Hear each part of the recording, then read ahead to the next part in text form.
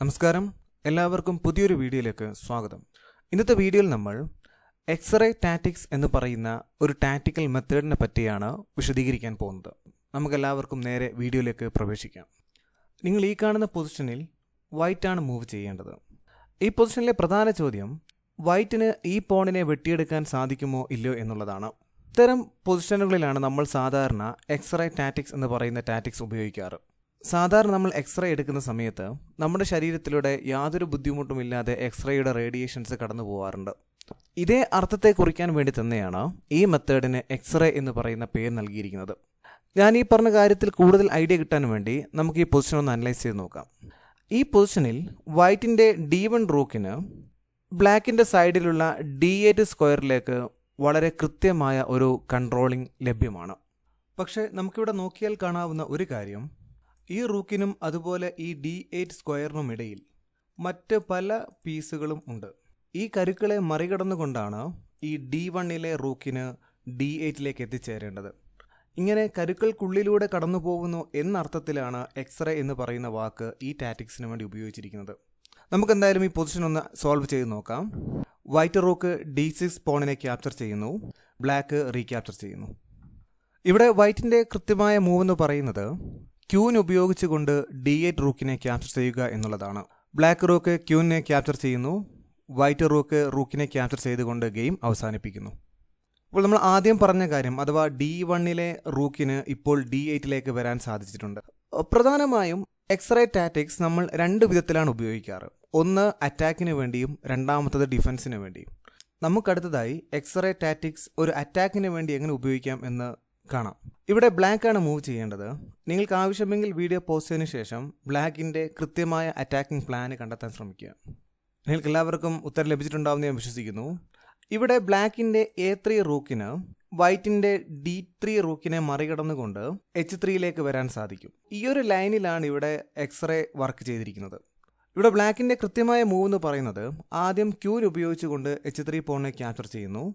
നമുക്കറിയാം ബ്ലാക്കിൻ്റെ B7 bishop ഉള്ളത് കൊണ്ട് തന്നെ ഈ പോൺ ഉപയോഗിച്ച് ക്യൂവിനെ ക്യാപ്ചർ ചെയ്യാൻ സാധിക്കില്ല.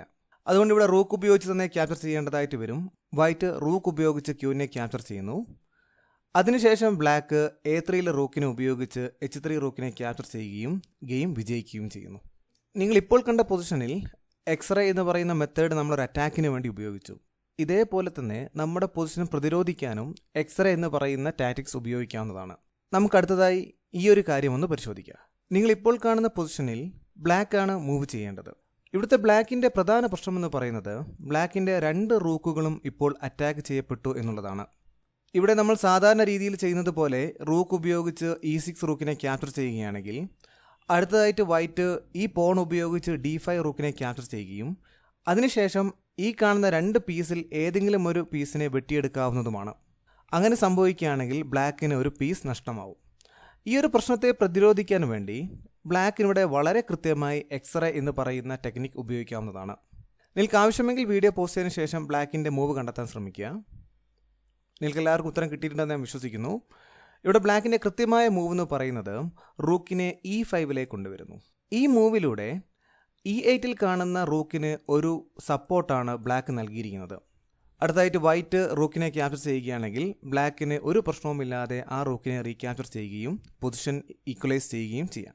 നമുക്കെന്തായാലും എക്സ്റേയുമായി ബന്ധപ്പെട്ട മറ്റ് ചില പൊസിഷൻ കൂടെ ഒന്ന് വേഗത്തിൽ പരിശോധിക്കാം.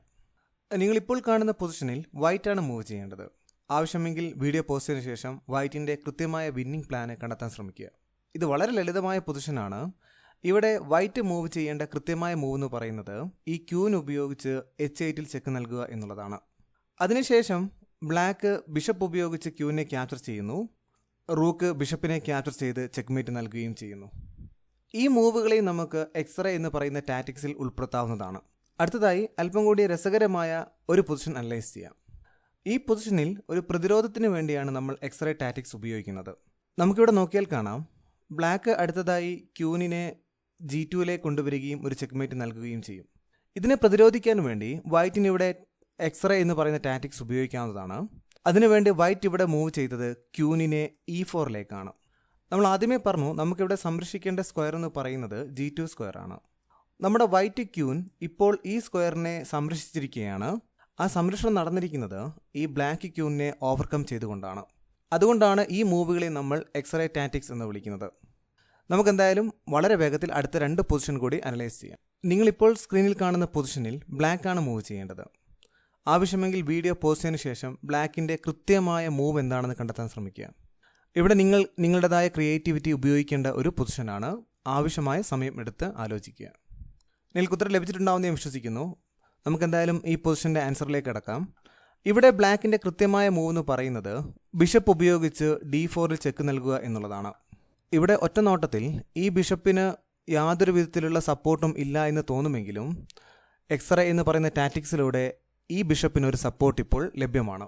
ഇവിടെ വൈറ്റ് ചെക്കിൽ നിന്ന് മാറി നിൽക്കുകയാണെങ്കിൽ വൈറ്റിൻ്റെ റൂക്കിനെ നഷ്ടപ്പെടുന്നതാണ്.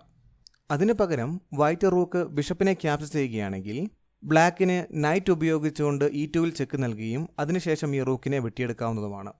അതേപോലെ ഈ പൊസിഷനിൽ വൈറ്റിൻ്റെ രണ്ടാമത്തെ റൂക്ക് ഉപയോഗിച്ചാണ് ബിഷപ്പിനെ ക്യാപ്ചർ ചെയ്യുന്നതെങ്കിൽ ബ്ലാക്ക് റീക്യാപ്ചർ ചെയ്യുന്നു, വൈറ്റ് റീക്യാപ്ചർ ചെയ്യുന്നു. അതിനുശേഷം ബ്ലാക്കിന് നമ്മൾ നേരത്തെ പറഞ്ഞതുപോലെ തന്നെ നൈറ്റിനെ E2ലേക്ക് കൊണ്ടുവരികയും ഒരു ചെക്ക് നൽകിക്കൊണ്ട് അടുത്തതായി ഈ റൂക്കിനെ ക്യാപ്ചർ ചെയ്യാൻ സാധിക്കുന്നതുമാണ്. അപ്പോൾ ഈ പൊസിഷനിൽ എങ്ങനെയാണ് എക്സ്റേ ടാറ്റിക്സ് ഉപയോഗിക്കേണ്ടത് എന്ന് നിങ്ങൾക്ക് മനസ്സിലായിട്ടുണ്ടാകുമെന്ന് ഞാൻ വിശ്വസിക്കുന്നു. നമുക്ക് അടുത്ത പൊസിഷനിലേക്ക് പ്രവേശിക്കാം. ഈ കാണുന്നതാണ് നമ്മുടെ അവസാനത്തെ പൊസിഷൻ. ഈ പൊസിഷൻ്റെ പ്രത്യേകത എന്ന് പറയുന്നത് ഇവിടെ ബ്ലാക്കിനും അതുപോലെ വൈറ്റിനും എക്സ്റേ എന്ന് പറയുന്ന ടാറ്റിക്സ് ഉപയോഗിച്ച് വിജയിക്കാവുന്നതാണ്. നമുക്കെന്തായാലും ആ മൂവുകളൊക്കെ ഒന്ന് കണ്ടു നോക്കാം. അതിനു മുൻപായി നിങ്ങൾ ഇതുവരെ ഈ ചാനൽ സബ്സ്ക്രൈബ് ചെയ്തിട്ടില്ല എങ്കിൽ ദയവ് ചെയ്ത് സബ്സ്ക്രൈബ് ചെയ്യാൻ ശ്രമിക്കുക. ഏറ്റവും പുതിയ വീഡിയോകൾ വളരെ പെട്ടെന്ന് തന്നെ നിങ്ങൾക്ക് കാണാൻ അതിലൂടെ സാധിക്കുന്നതാണ്.